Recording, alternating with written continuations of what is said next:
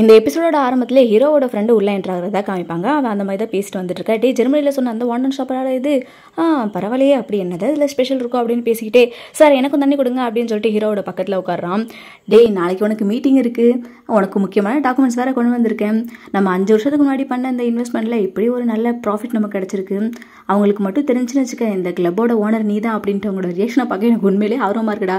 ஏன்னா எல்லாரும் நான் தான் பண்ணேன் அப்படின்னு சொல்லி நினச்சிட்டு இருக்காங்க அப்படின்னு சொல்லிட்டு இவங்க சீக்கிரட்டாக இவங்களுக்குள்ளே இருக்கு போல இருக்கு. அதை பற்றி சொல்லிட்டு இருக்காங்க. ஸோ அந்த டாக்குமெண்ட்ஸையும் வந்து இவங்கிட்ட கொடுத்துட்டு இருப்பான். அப்போ ஹீரோ வந்துட்டு டே நீ எனக்காக கொடுத்த அந்த கொரில்லா பொம்மைக்காக ரொம்ப நன்றி அப்படின்லாம் சொல்கிறான். ஓ அதுவா அந்த லேம்பா அப்படின்லாம் சொல்லிட்டு இருக்கான். ஹீரோவும் அதை வாங்கிட்டு ஆமாம் நம்ம கஷ்டப்பட்டு போட்ட எஃபர்ட் எதுவுமே வீணாக போகுதுடா அப்படின்ற மாதிரி பேசிகிட்டு இருக்காங்க. ஆக்சுவலாக வந்து ஹீரோ ஒரு மீட்டிங்கு போகிற மாதிரி இருந்துச்சுல, அந்த கசின் வேறு ஆர்வமாக எதிர்பார்த்துட்டு இருந்தேன் அப்படின்னு சொல்லியிருப்பாள். அந்த மீட்டிங்கை பற்றி தான் இப்போ பேசிகிட்டு இருக்காங்கன்னு நினைக்கிறேன். ஸோ அதுக்கு போகிறதுக்கு முன்னாடி ஹீரோ வந்து பக்காவாக ப்ரிப்பேர் ஆகிட்டு இருக்காரு. அப்போ தான் அந்த ஃப்ரெண்டு கேட்டுட்டு இருக்கான், டே அந்த பாஸ் ஒரு பொண்ணை கூட்டிகிட்டு வந்தாங்கல்ல, அந்த ஹீரோயினோட பேரை சொல்லி தான் சொல்லுவான், அவங்கள உனக்கு முன்னாடியே தெரியுமாங்கும் போது அப்போ தான் ஹீரோ சொல்லிட்டு இருப்பான், ஆமாம் தெரியும் நாங்கள் காலேஜ் ஃப்ரெண்ட்ஸ் அப்படின்னு. உங்களுக்குள்ள ஸ்டோரி இருக்குது அப்படின்றான். இந்த பக்கம் ஹீரோயினும் வந்து அவங்க ஃப்ரெண்டுங்க கிட்ட சொல்லிட்டு இருக்காங்க, ஆனால் அவன் இப்படி பண்ணியிருக்க கூடாது, நாங்கள் 2 பேரும் ஒன்றா சேர்ந்து காலேஜில் இந்த ப்ராஜெக்ட்ல எல்லாம் எப்படி வின் பண்ணோம் தெரியுமா, நாங்கள் தான் நேஷனல் லெவல்லே ஃபர்ஸ்ட் பிளேஸில் வந்தோம், இப்படி இருந்துக்கிட்டு அவன் இப்படி எனக்கு தெரியாத ஆள் மாதிரி அந்த இடத்துலேருந்து என்னை வெளியே அனுப்பியிருக்கவே கூடாது, அவன் பண்ணது ரொம்ப மோசம் தெரியுமா அப்படின்னு சொல்லிட்டு நம்ம ஹீரோயின் பயங்கரமாக கோபப்பட்டு இருக்கான். அவன் எனக்கு தெரியாத மாதிரி நடந்துக்கிட்டது கூட பரவாயில்ல, அதுக்காக என்னை இப்படியா வெளியே அனுப்பணும் அப்படிங்கும் போது சரிடி நீ கோவப்படாத, அவனுக்கு ஒன்று உண்மையிலே ஞாபகம் இல்லை என்னவோ அந்த மாதிரிலாம் அவளுக்கு சொல்லிட்டு இருப்பாளுங்க. வந்து லேபுக்குள்ள என்று கொஞ்சம் கோவமாக சொல்லிட்டு இருக்கா. நம்ம ஹீரோ அப்போ மட்டும் இல்லை இப்போவும் அதை நினச்சி ரொம்ப சோகமாக தான் இருக்கான் போல இருக்கு. அப்போ ஃப்ரெண்டு கேட்டுட்டு இருக்கான், டே நான் நல்லாவே நோட் பண்ணேன், அந்த முதல்ல பையன்கிட்ட இருந்து இவளை காப்பாற்றுறதுக்காக தானே நீ எப்படியாவது பேசி இவளை அனுப்பிவிட்ட அப்படின்னு சொல்லிட்டு இருக்கான். இந்த பக்கம் இவர் இருந்துட்டு அவன் இப்படி பண்ணிருக்கூடாது திரும்ப அந்த பல வருஷத்துக்கு முன்னாடி விட்டுட்டு போனதையும் தான் சொல்லிட்டு இருப்பா, அதுக்கப்புறம் இப்போ வெளியே அமைச்சதை பற்றி சொல்லிட்டு இருப்பாள். அப்போ அந்த ஃப்ரெண்டுங்க இருந்துட்டு இங்கே பாருடி ஃபோன் சுவிச் ஆஃப் ஆயிருந்திருக்கும், இல்லாட்டி நம்பரை மாற்றிருந்துருக்கலாம், மெசேஜ் உனக்கு அனுப்பிச்சிருப்பா வந்திருக்காரு இந்த மாதிரி சொல்லிட்டு இருப்பாளுங்க. எப்படி அவன் என்னை வெளியே அனுப்பியிருக்க கூடாது அப்படின்னு சொல்லும்போது எதுக்கு அவன் மேலே உனக்கு ஃபீலிங்ஸ் இருக்கா, அதனால தான் நீ இப்படிலாம் பேசுறியா அப்படின்னு சொல்லி இவளை கேட்டுட்டு இருப்பாளுங்க. அதுக்கு ஹீரோயின் இருந்துட்டு அப்படி இல்லை இப்போ அவன் வெளியே அனுப்பியிருக்க கூடாது, அதனால என்னோட போனஸ் போச்சு, எனக்கு பாரு கிடைக்க வேண்டியது எல்லாமே கிடைக்காம போச்சு, அதனால தானே எனக்கு கோவமா இருக்கு அப்படின்னு சொல்லிட்டு இருக்கா. அப்புறம் இப்போ ஹீரோவை இந்த பக்கம் காட்டுவாங்க. இந்த ஃப்ரெண்டு சொல்லிட்டு இருந்திருப்பான், டே இன்னமும் நீ அவளை விரும்புறதானே, உனக்கு அவகிட்ட ஃபீலிங்ஸ் இருக்குதானே அப்படின்னு சொல்லி கேட்கும்போது ஹீரோ வந்துட்டு என்ன நீ ரொம்ப ட்ராமாலாம் பார்க்குறதுனால தான் அப்படி பேசுகிறாங்க போது, டே அது என்னோட ஒரே ஹாபி தான்டா அப்படின்னு சொல்லிட்டு உண்மையை சொல்லு உனக்கு அவன் மேலே ஃபீலிங்ஸ் இருக்குதானே அப்படின்னு கேட்குறான். அதுக்கு ஹீரோ வந்துட்டு அது இப்போ இல்லை அப்போ, ஏன்னா எல்லாமே கோயின்சிடென்ட்டாக நடக்குது அப்படின்னு சொல்லிட முடியாது, நாங்கள் ஒரு ஸ்ட்ரேஞ்சர்ஸ் அவ்வளோதான், ஏன்னா அப்பாவை அவளை இக்னோர் பண்ணிட்டா அந்த டைமே அவளுக்கு என் மேலே ஃபீலிங்ஸ் இல்லைடா, நான் மட்டும் தான் ஃபீலிங்ஸில் இருந்தேன் அப்படின்னு ஹீரோ சொல்லிட்டு, ஆனாலும் அவனுக்கு மனசு கேட்காது. ஹீரோயினோட நம்பர் இருக்கும்ல, ஏன்னா அந்த கார் இடிச்சதுனால அவன் நம்பர் கொடுத்துட்டு போயிருந்திருப்பாள். ஸோ அதை பார்த்துட்டு ஹீரோயினுக்காக மெசேஜ் பண்ணிட்டு இருக்கான். இவன் முதல்ல அவளுக்கு ஃப்ரெண்ட் ரிக்வெஸ்ட் கொடுக்குறான். இவளுக்கா அப்பா டயர்டாகி தூங்கலான்ற நேரத்தில் இப்படி நமக்கு யாரும் டிஸ்டர்ப் பண்ணுறாங்க அப்படின்னு சொல்லிட்டு ஃபோன் எடுத்து பார்க்கும்போதே அதில் வந்து அதாவது பணம் கொடுக்க வேண்டியவங்க அப்படின்னு இவ கொடுக்க வேண்டியவங்க அப்படின்ற மாதிரி எழுதிருக்குமா. அப்போ இவன் வந்து யார் நினைச்சா இந்த காருக்கு பணம் கிட்ட தான் கால் பண்ணியிருக்காங்க அப்படி இருக்கு அப்படின்னு சொல்லிட்டு மெசேஜ் பண்ணியிருக்காங்க அப்படின்னு சொல்லிட்டு இதை உடனே அக்செப்ட் பண்ணிடுவா.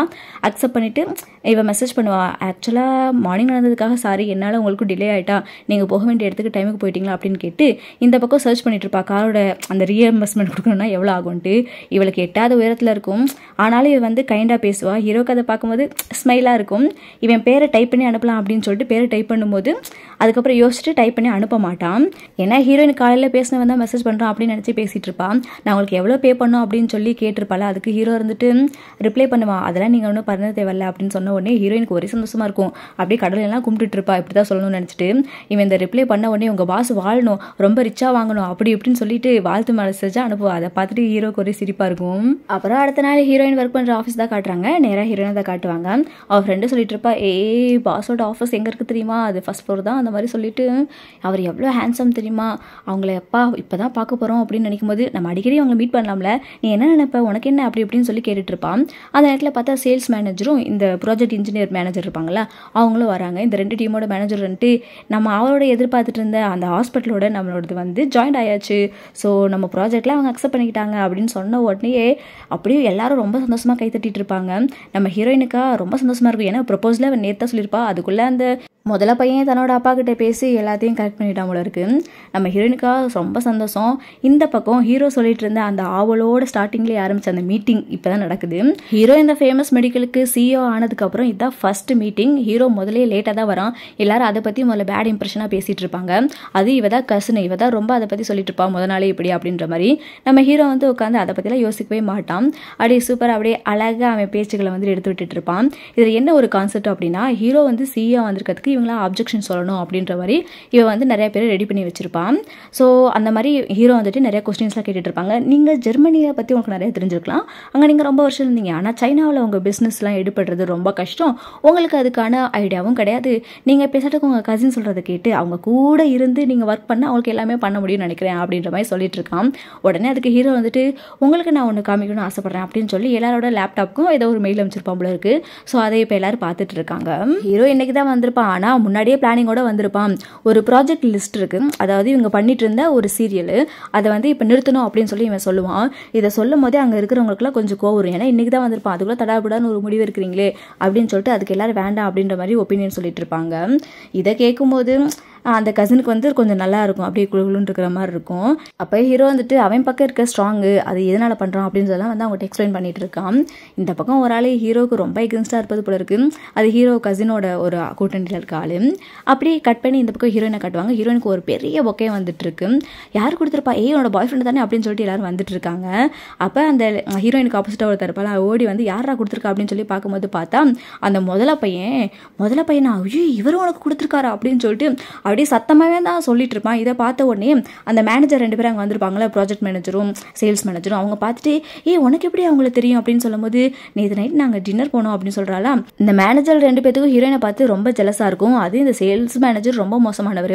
அவர் ஹீரோயின் சொல்லிட்டு இருக்காரு, நீ பரவாயில்லையே, பல ட்ரிக்ஸ் எல்லாம் யூஸ் பண்ணி நீ யங்காக இருக்க, பியூட்டிஃபுல்லாக இருக்க, அதை வச்சு யூஸ் பண்ணி எப்படியோ கவுத்துட்டியே, அப்போ நீ தான் பெரிய ஆள், உன்னை பாஸ் கூட்டு போனாங்களா, அவங்க கூட எல்லாம் நீ டின்னர் போயிருக்க அப்படி இப்படின்ட்டு ஒரு மாதிரி சொல்லிட்டு இந்த பக்கம் தன்னோட மருமகனை பார்த்துட்டு கத்துக்கடா, அவகிட்ட இருந்து கத்துக்க, அவ எப்படி மேலே போறா பாரு அப்படின்னு சொல்லிட்டு கொஞ்சம் அப்படியே தட்டி பேசிட்டு இருப்பாரு.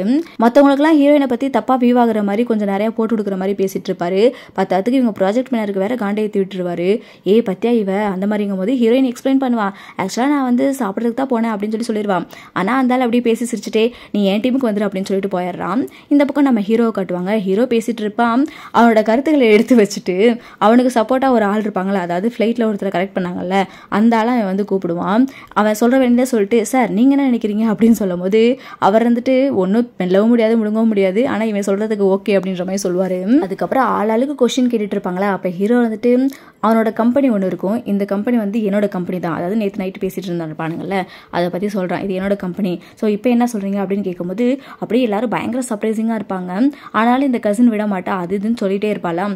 அப்போ ஹீரோ சொல்லுவான், ஆல்ரெடி உங்களுக்கு இந்த கம்பெனி என்னோட தான் இருக்கிறது அட்வான்டேஜாக தான் இருக்கும், அதனால நான் பண்ண வேண்டியதெல்லாம் நான் கரெக்டாக பண்ணிடுவேன்னு நினைக்கிறேன் சார், நீங்கள் என்ன சொல்கிறீங்க அப்படின்னு சொல்லிட்டு திரும்ப அந்த ஆள் கேட்டுட்டு இருப்பான். அவர் அப்படியே சப்போர்ட் பண்ணி பேசுவார். அப்போ ஒரு ஆள் கேட்பாரு, இங்கே பாருங்க நீங்கள் நினைக்கிறதெல்லாம் அதெல்லாம் நடக்காது, உங்களுக்கு 6 வருஷம், அந்த 6 வருஷத்தில் உங்களால் நீங்கள் சொன்னதாக பண்ண முடியல அப்படின்னா நீங்கள் வந்து இந்த பொசிஷன்லேருந்து கிளம்பி தான் ஆகணும் அப்படின்ற மாதிரி கொஞ்சம் பேசிட்டு இருப்பாங்களா. அதுக்கு ஹீரோ வந்துட்டு 6 வருஷம்லாம் அவ்வளோ நாள் என்னால் வெயிட் பண்ண முடியாது, 2 வருஷத்தில் நான் பிஸ்னஸ் டபுள் ஆக்கி காட்டுறேன் அப்படின்னு சொல்கிறான். உடனே இந்த கதைன்னு சொல்லுவாங்க, உறுதிமொழியெல்லாம் இங்கே செட் ஆகாதுங்கும் போது நான் சொல்கிறதா செய்வேன் அப்படின்ற மாதிரி ஹீரோ சொல்கிறானா, அப்படின்னா எனக்கு டபுள் ஓகே அப்படின்னு கசின் சொல்லிடுறான். இந்த பக்கம் ஹீரோயின் மேலே போகிறான் பிடிச்ச இந்த ஹீரோயினோட ப்ராஜெக்ட் மேனேஜர் இருக்கால, அவன் ஹீரோயினை உள்ளே கூப்பிடுவான். அப்படியே அவனோட ட்ராஃபிலாம் வச்சு அப்படியே பேசிக்கிட்டே ஹீரோயினை கூப்பிடுவான். இங்கே பார்த்துக்கோ, நீ வந்து ரொம்ப நல்லா ஒர்க் பண்ணுவ, ஒன்றை மாதிரி ஆள் தான் இந்த கம்பெனிக்கு தேவை, நம்ம டீமுக்கு தேவை, ஒன்னால தான் எனக்கே பெருமையாயிட்டு இருக்கு, அதனால கவலையப்படாத, நீ நேற்று டின்னருக்குலாம் போயிருக்க பிறகு எனக்கு தெரியவே தெரியாது அப்படின்ற மாதிரி சொல்லுவானா. சார் ஆக்சுவலாக மேடம் என்னை கூப்பிட்டாங்க, பரவாயில்லையே அவங்களே உன்னை டேரெக்டாக கூப்பிட்டுருக்காங்களா, ரொம்ப நல்ல விஷயம் தான், நீ இந்த மாதிரி தான் போய் உன்னோட கான்டாக்ட்ஸை வளர்த்துக்கணும் அப்படி இப்படின்னு சொல்லிட்டு ரொம்ப அப்ரிஷியேட் பண்ணுவான். பண்ணிக்கிட்டு சொல்லுவான், அந்த மாதிரி நீ இந்த phase 2 ப்ராஜெக்டையும் ரொம்ப நல்லபடியாக பண்ணுமா அப்படின்னு சொல்லிட்டு உனக்கு கண்டிப்பாக ப்ரொமோஷன் இருக்குது, அது மட்டும் இல்லாமல் சேலரி இன்க்ரிமெண்ட் போனஸ் எல்லாமே நான் ரெக்கமெண்ட் பண்ணுறேன் HR டீமில், நீ கவலையப்படாத, உனக்கு கன்ஃபார்ம் அப்படின்னு சொல்லிட்டு ஹீரோயின் அப்படியே ரொம்ப சந்தோஷமாயிருவா. அப்படியே சிரிச்சு அந்த ஆள்கிட்ட பேசிட்டு இருப்பான். ஆமாம் உனக்கு செய்யாமல் வேற யாருக்கு செய்ய போகிறோம் அப்படின்ற மாதிரி சொல்லிட்டு நீ நல்லபடியாக ப்ராஜெக்டை மட்டும் பண்ணு அப்படின்னு சொல்கிறான். அதாவது என்னோட மோட்டிவ் என்ன அப்படின்னா, ஹீரோயின் வந்து அவனுக்கு அப்படி நான் மாதிரி வேலை செய்யணும் அப்படின்றதுக்காக தான் இப்படிலாம் சொல்லிட்டு இருக்கான். அப்புறம் இந்த ப்ரொமோஷன் மேட்டர்லாம் கொஞ்சம் சீக்ரெட்டாக வச்சுக்க, என்ன நமக்குள்ளே இருக்கட்டும் அப்படின்னு சொல்லிடுறான். நம்ம ஹீரோயின் இதெல்லாம் எதுவும் தெரியாது தெரியாமல் ஓகே அப்படின்னு சொல்லிட்டு கிளம்பிடுறான். அப்படியே அந்த சீனை கட் பண்ணி இந்த பக்கம் ஹீரோனோட கசினை காட்டுவாங்க. அந்த கசினும் அந்த கசினுக்கு வேண்டியவரும் வந்து பேசிட்டு இருப்பாங்க. இங்கே பாரு நம்ம நினச்ச மாதிரியே நடக்கலை. இதில் எனக்கு என்ன டவுட்னா உனக்கு எப்பவுமே சப்போர்ட்டாக இருக்க அந்த ஆள் ஏன் அவனுக்கு சப்போர்ட் பண்ணி பேசிட்டு இருந்தது, அது நமக்கு பேட் இம்பாக்ட் அப்படின்னு சொல்லிட்டு இருக்கும்போது ஆமாம் அவன் ஏதாவது பண்ணி வச்சிருப்பான்னு நினைக்கிறேன் அப்படின்னு சொல்லி டிஸ்கஸ் பண்ணிக்கிறாங்க. அதுக்கப்புறம் உண்மையிலேயே அவன் வளர்ந்துட்டே போனாலும் நம்மளால் ஒன்றும் பண்ண முடியாதுன்னு சொல்லும்போது கவலைப்படாதீங்க 2 வருஷம்னு சொன்னால 2 வருஷம்ன்றது சாதாரண விஷயம் இல்லை, அவனால் ஒன்றும் பிடுங்க முடியாது அப்படின்ற மாதிரி சொல்கிறான்.